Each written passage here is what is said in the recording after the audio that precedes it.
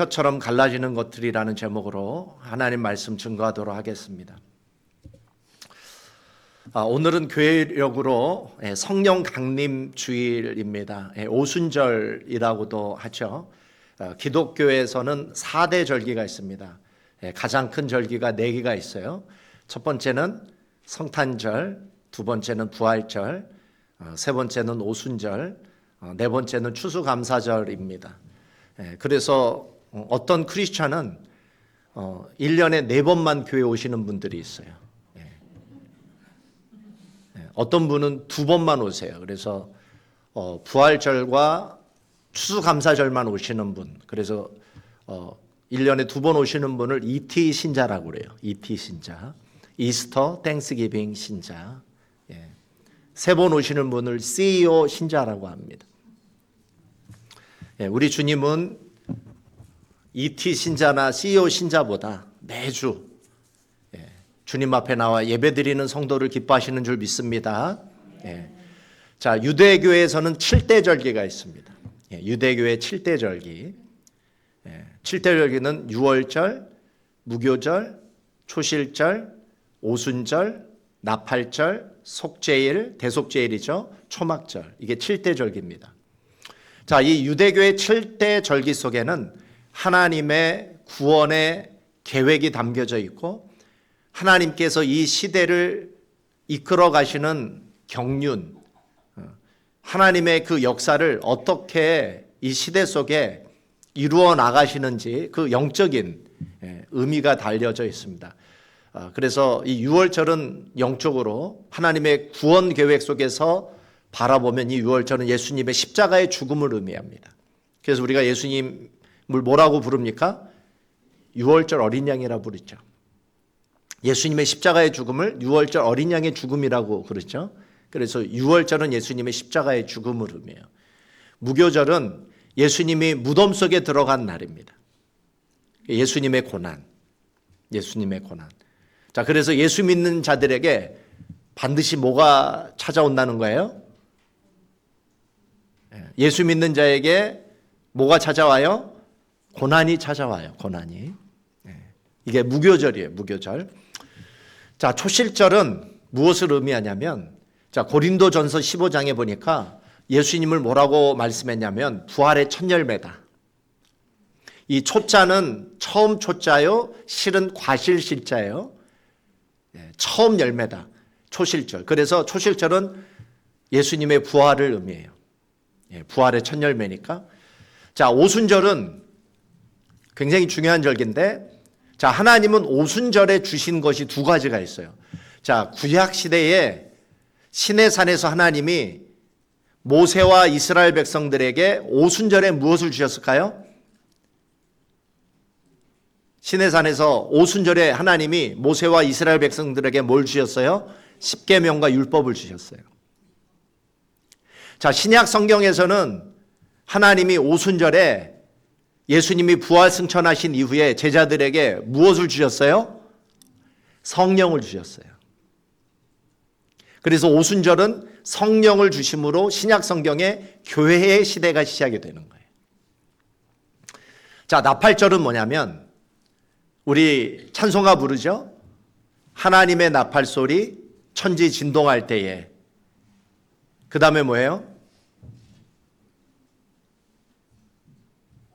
나팔 불 때 주의 이름. 나팔 불 때 주의 이름. 나팔절은 뭐냐면 예수님의 재림을 의미합니다. 천사들의 나팔 소리와 함께 예수님이 공중 재림하시죠. 그리고 그리스도의 신부된 교회가 신랑 되신 예수님을 만나기 위해서 공중에 들림받는 그러한 역사. 이게 바로 나팔절이에요.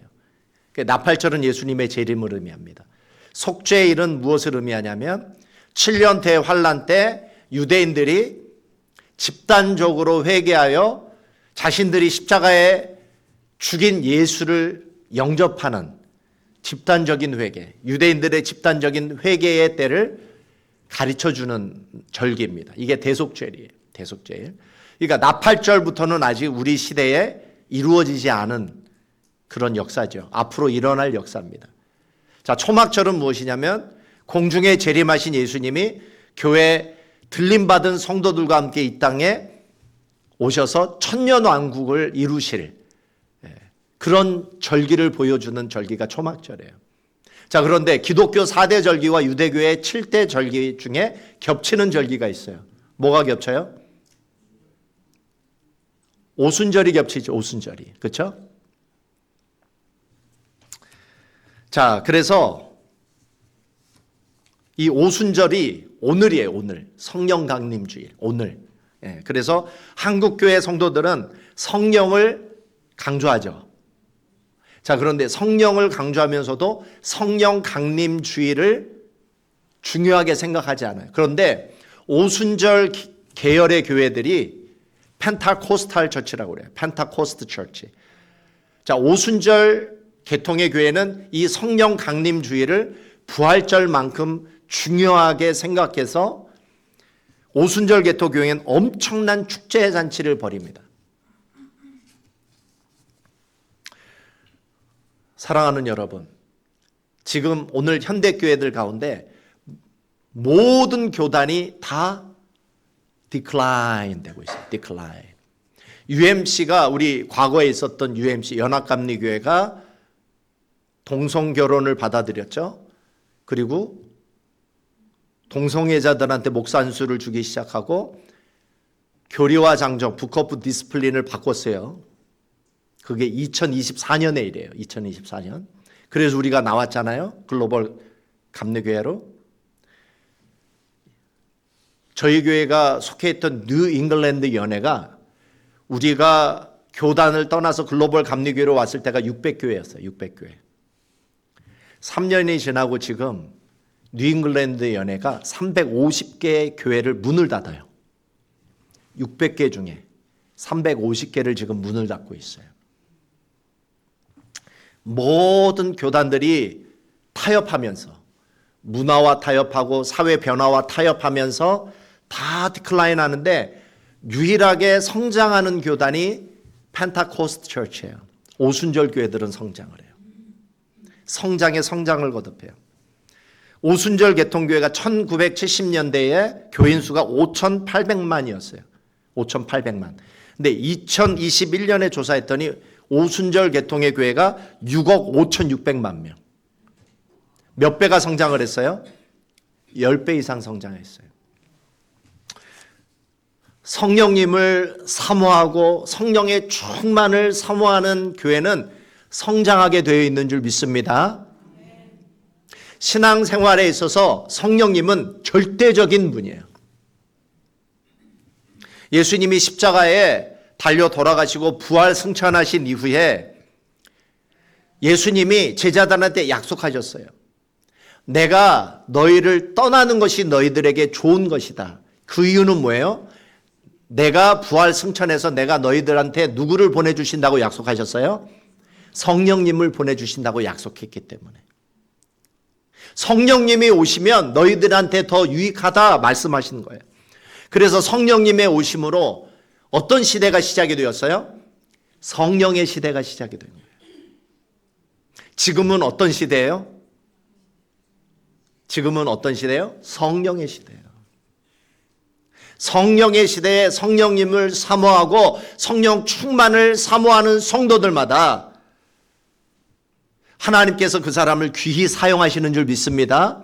성령을 사모하는 교회는 성장하고 성령을 사모하는 교회들마다 부흥하고 성령을 사모하는 성도들이 구원받는 역사가 일어날 줄 믿습니다. 그러므로 성령님을 알지 못하고서는 신앙생활을 잘할 수 없습니다. 성령님이 도와주시지 않으면 우리의 신앙생활이 불가능합니다. 성경을 보면은 천지 창조 때부터 성령님이 개입하셨어요.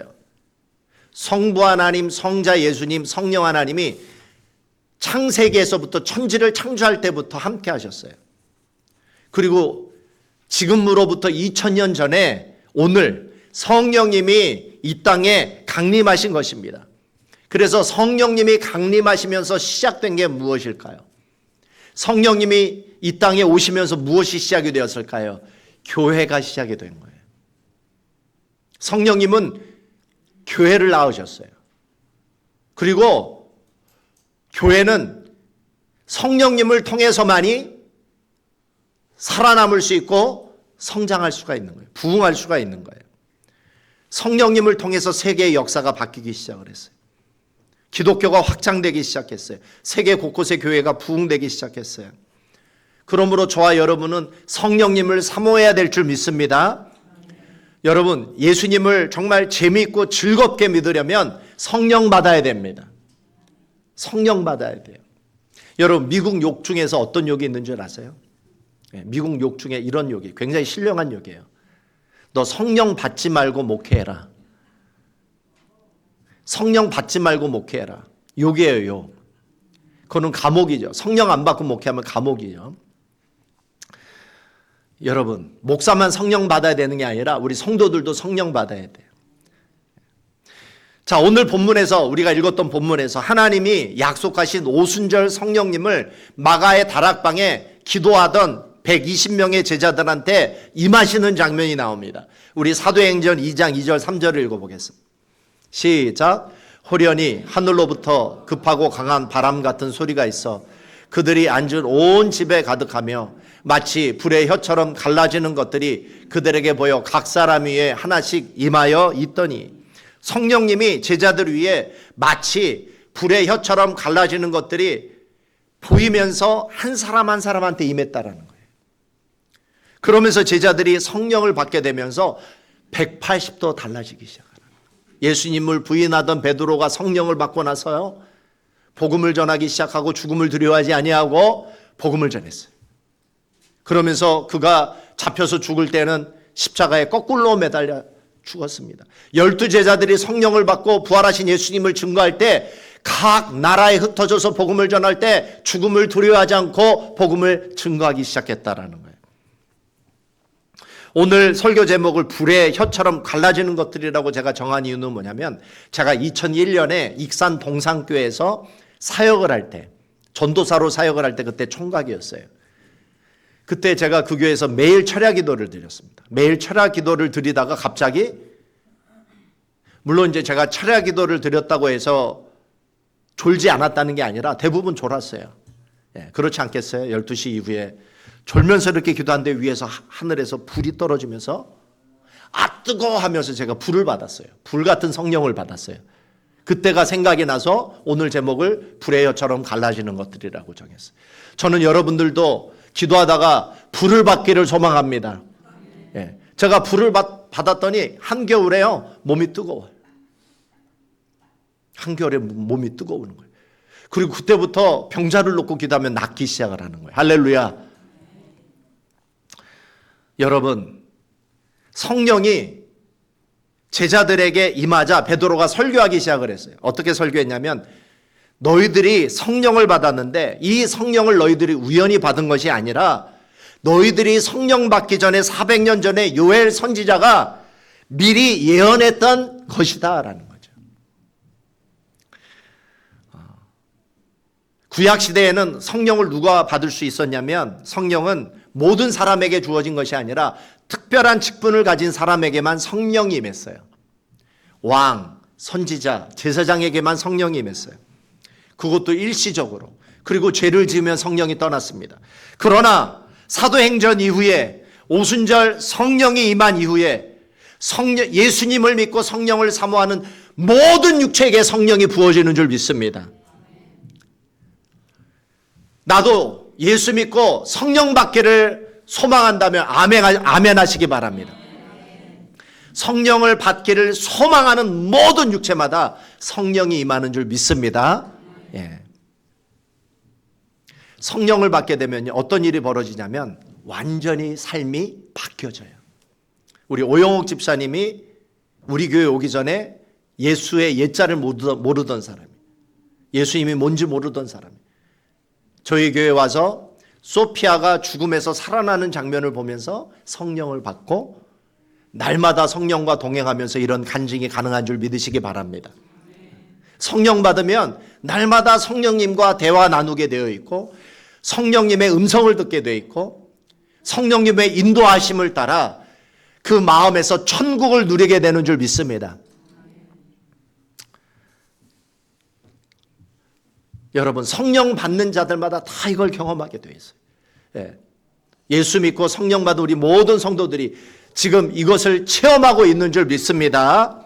예. 한국 기독교 출판사 역사상 가장 많이 팔린 책이 뭐가 있을까요? 어떤 책이 있을까요? 예. 한국 기독교 출판 역사상 가장 많이 팔린 책이 내려놓음이라고 하는 책이에요. 예. 이용규 선교사의 내려놓음이라고 하는 책. 이 책이 가장 많이 팔렸어요. 120만 권 이상이 팔렸어요.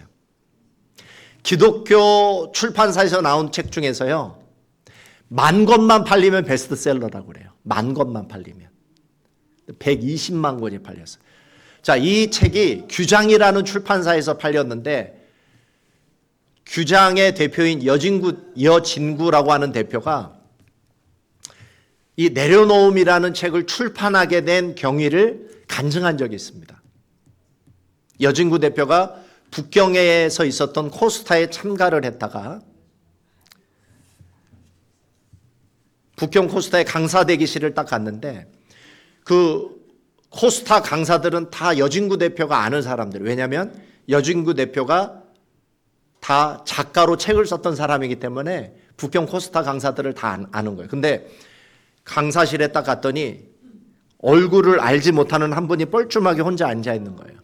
다른 분들은 다 3, 4, 5씩 모여서 식사를 하고 교제를 하는데 그분만 식사는 안 하고 혼자 뻘쭘하게 앉아 있는 거예요. 그래서 여진구 대표가 가가지고 이분한테 뭐라고 얘기했냐면 같이 식사하면서 교제하시자고.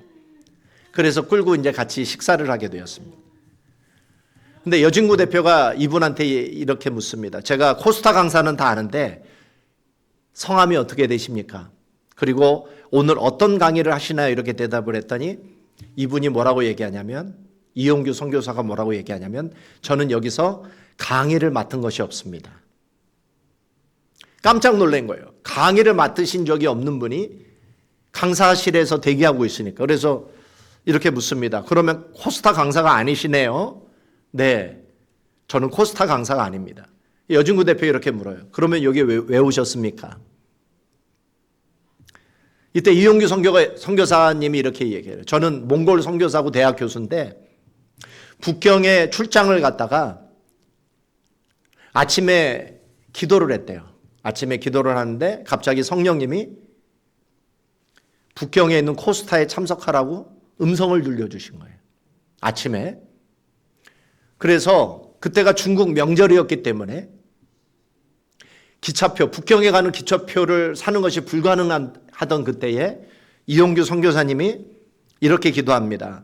성령님, 만약 기차역에 가서 북경으로 가는 표가 있으면 제가 북경 코스타에 참석하라는 하나님의 사인으로 받겠습니다. 기대하지 않고 기차역에 딱 갔더니 북경으로 가는 표가 한 장 남아 있었던 거예요.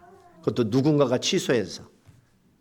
그래서 그 표를 가지고 북경에 가게 된 것입니다. 코스타 장소에 딱 가서 로비에서 서성거리고 있으니까, 아는 사람이 한 명도 없어서 서성거리고 있으니까 북경 코스타를 섬기는 한 분이, 스텝이 강사인 줄 알고 강사 대기실로 데리고 오신 거예요. 그래서 그 강사실에서 뻘쭘하게 앉아 있는데 여진구 대표가 찾아온 거예요. 여 대표가 묻습니다. 그러면 하나님께서 선교사님께 강사로 말씀을 전하라고 말씀하셨나요? 그랬더니 이용규 선교사님이 네, 하나님이 나한테 그런 마음을 주셨습니다.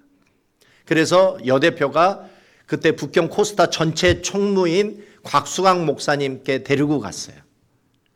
데리고 가서 경위를 이야기했더니 묻습니다. 곽수강 목사님이 어디에서 신학하셨나요? 그랬더니 이용규 선교사님이 이야기합니다. 저는 신학은 공부하지 않았고 서울대학 동양사학과를 졸업해서 하버드에서 중동학, 중앙아시아 박사학위를 받고 하나님이 몽골로 가라고 하셔서 몽골 선교사로 섬기고 있습니다. 그래서 이 전체 총무인 곽수강 목사님이 전체 리더십에게 이용규 선교사님을 소개를 했더니 거기에 북경 코스타 메인 강의를 하기로 하셨던 분이 이용규 선교사님께 양보한 거예요. 그래도 초청받지 못했던 이용규 선교사님이 북경 코스타 메인 강사로 말씀을 전해주셨는데 어떤 일이 벌어졌을까요? 코스타는 유학생들을 위한, 유학생들이 모이는 곳인데 이용규 선교사님 말씀을 듣고 그 유학생들 중에 많은 사람들이 선교사로 헌신하게 되었습니다. 전무후무한 은혜가 부어지기 시작했어요. 거기에 참석한 모든 유학생들과 참석하신 모든 장년들이 은혜를 받고 하나님 앞에 자신을 헌신하게 되는 그런 변화들이 일어나게 된 것입니다. 여러분, 결국 이용규 선교사님은 성령님의 음성대로 여러분 이루어졌어요, 이루어지지 않았어요? 이루어졌죠. 자, 그래서 이 여진구 대표와 팔복 다큐멘터리 감독인 김우연 감독님과 함께 몽골을 방문을 해서 그 몽골에서 일어나고 있는 하나님의 역사를 보고 여진구 대표가 한국에 와서 책을 폈는데 그게 내려놓음이라고 하는 책이었고, 이것이 한국 기독교 출판 역사상 가장 많이 팔린 책이 된 것입니다. 자, 여기에는 사람의 의도가 없어요. 사람의 계획이 없었어요. 오직 뭐가 있었어요? 성령의 인도하심이 있었던 거예요. 이것이 성령을 받고 성령님을 모시고 성령님과 동행하는 사람들에게 일어나는 역사인 줄 믿습니다. 이것은 이용규 선교사님에게만 일어나는 일이 아니라 예수님을 믿고 성령님을 모시고 사는 모든 사람에게 날마다 일어나는 역사인 줄 믿습니다. 누구든지 예수님께서 나의 죄를 위해 십자가에 달려 돌아가시고 부활하신 사실을 믿고 예수님을 구세주와 주님으로 영접하는 자들마다 하나님께서 성령을 주시는 거예요. 파라크레토스 대신 성령님을 예수님이 뭐라고 말씀하세요? 이 성령님은 어떤 분이냐면 카운셀러다, 가이더, 우리의 인도자다, 우리의 디펜딩 얼터니, 우리의 변호사다라고 말씀하셨어요. 성령님을 인정하고 환영하고 의지하고 사모하는 자들마다 성령님이 그 크리스찬들을 하나님께서 가장 선한 길로, 가장 완전한 길로 인도하시는 줄 믿습니다. 사랑하는 여러분, 내 계획이 가장 완전하고 가장 좋은 길이라고 생각하지만 그렇지 않습니다. 내 계획이 가장 좋은 게 아니에요. 성령님이 나를 인도하시는 그 길이 내 인생에서 가장 좋고 가장 완전한 길인 줄 믿습니다. 그러므로 우리는 성령의 인도하심을 받아야 되는 거예요.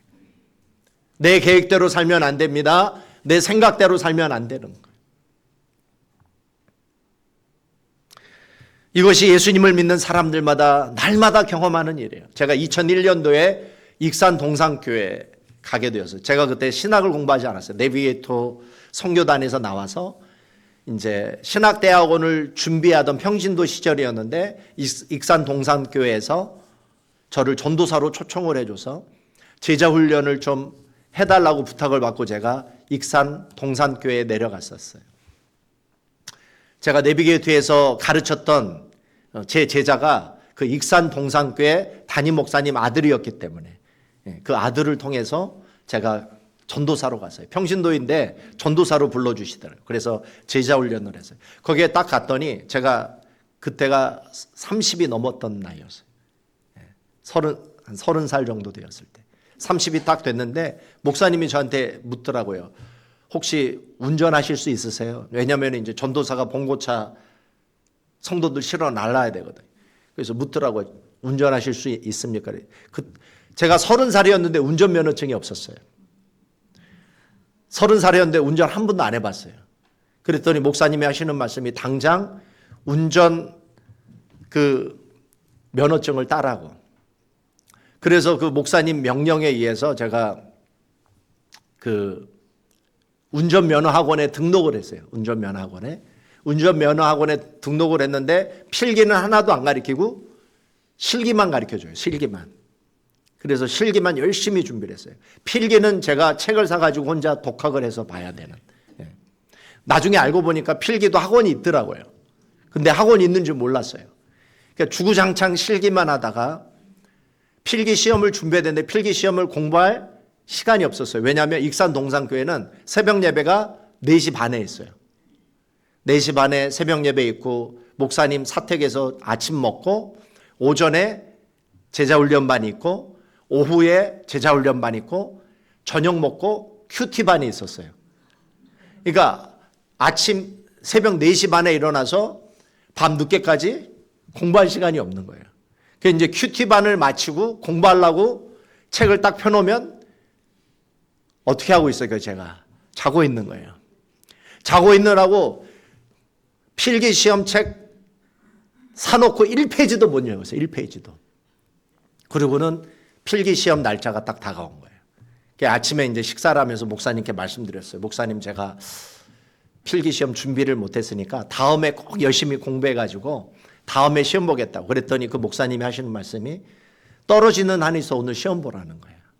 그래서 가기 싫다고 그랬더니 내가 운전해 줄까? 그래가지고 너무 부담스러워서 버스 타고 이제 익산 운전 그 학원에 그 봉고차에 이제 타게 되었습니다. 시험은 이제 전주시청에서 보는데 익산 그 운전면허 시험 학원에 그 준비한 그 봉고차에 딱 들어가서 맨 뒷자리에서 딱 앉아서 한숨만 나오는 거예요.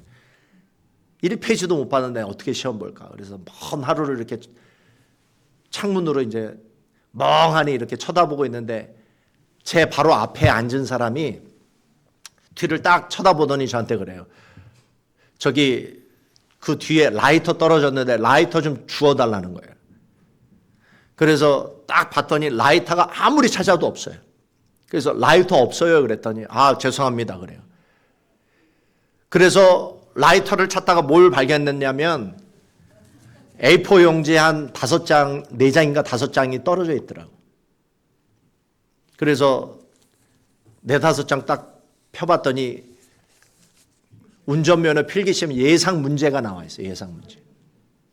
그래서 익산에서 전주까지가 1시간 거리였어요. 1시간. 1시간 동안 4, 5페이지 반복해서 봤습니다. 반복해서. 예상 문제 답, 예상 문제 답. 그리고 딱 시험을 쳤는데 80점이 나왔어요. 할렐루야. 80점. 70점 이상이면 2종 모통, 80점 이상이면 1종 모통이었어요. 그래서 하나님께서 그 라이터 주워달라고 밑을 봤더니 라이터는 없고 그 종이 4, 5장 떨어져 있는 거 1시간 동안 반복해서 봐서 80점 이상을 받았어요. 그래서 전주시청에서 익산으로 돌아오는데 옆자리에 탄 아저씨가 하는 말씀이 나는 몇 달 동안을 몇 번을 그 필기시험책을 봤는데 또 떨어졌다는 거예요. 3번, 4번 떨어졌다는 거예요. 옆에 앉았는데 아무 말도 못하겠어요. 나는 시험 하나도 공부 안 했는데 합격을 해가지고 왔는데 누가 주셨을까요? 하나님이 주신 거예요. 주의 일 열심히 하다 보니까 하나님께서 이런 방법으로 성령님께서 운전면허 합격할 수 있도록 공부 하나도 안 하고 합격할 수 있도록 사랑하는 여러분, 성령님을 모시고 사는 사람에게 이런 일들이 늘 상식처럼 일어나는 줄 믿으시기 바랍니다. 사랑하는 여러분, 그래서 우리는 늘 성령님을 사모해야 됩니다. 우리 마음에 늘 성령님을 모시고 살아야 돼요. 아침에 일어나면 그냥 하루를 시작하지 마십시오. 성령님, 굿모닝, 성령님. 저는 깨어나자마자 첫 마디가 그거예요. 성령님, 굿모닝. Holy Spirit, 굿모닝. I acknowledge you. I welcome you. I depend on you. I love you, Holy Spirit. 나를 인도해 주십시오. 그러면 성령님께서 우리의 파라클레토스, 우리의 카운셀러, 우리의 컴포터, 우리의 가이드, 우리의 디펜딩 어토니, 우리의 인도자 되시는 성령님이 여러분의 삶을 가장 좋은 길로, 가장 완벽한 길로, 그 하루 동안에 가장 좋은 길로 여러분을 인도해 주실 줄 믿습니다.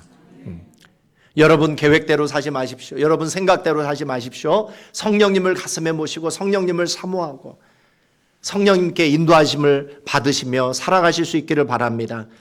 예수님께서 십자가에 달려 돌아가시기 전에 예수님이 제자들에게 약속하신 말씀이 있어요. 요한복음 14장 18절.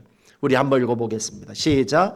내가 너희를 고아와 같이 버려두지 아니하고 너희에게로 오리라. 자, 성령 강림절은 제자들에게 하셨던 예수님의 약속에 대한 응답이에요. 성령님이 오심으로 우리는 고아와 같이 살지 않게 되었어요. 성령님이 우리의 상담자와 선생님이 되어주셔서 우리를 인도하시고 우리의 기도에 응답하시며 살아가는 것입니다. 여러분, 이 사실을 기억하시기 바랍니다. 고아처럼 좀 살지 마세요. 하나님 아버지 없는 자처럼, 고아처럼 살지 마십시오. 늘 그분을 인정하고 그분의 도우심 가운데 살아가실 수 있기를 바랍니다. 여러분의 삶이 달라질 것입니다. 푸른 초장 쉴만한 물가로 주님이 인도하셔서 여러분이 이 땅에서부터 천국을 살아가시고 이 땅에서부터 영생을 살아가시고 이 땅에서부터 좋으신 하나님을 경험하며 살게 될 줄 믿습니다. 우리 함께 기도하시겠습니다. 우리 함께 기도하시면서 그렇습니다. 주님, 예수님을 믿는 우리에게 성령을 보내주신다고 하셨습니다. 이 성령님을 인정합니다. 성령님을 환영합니다. 성령님을 의지합니다. 성령님을 사모합니다. 날마다 성령의 인도하심을 받게 해 주옵소서. 성령의 인도하심을 받고 가장 완전한 길로, 가장 좋은 길로 주님 나를 인도하여 주셔서 이 땅에서부터 천국을 살아가게 하여 주옵소서. 우리 통성으로 기도하시겠습니다.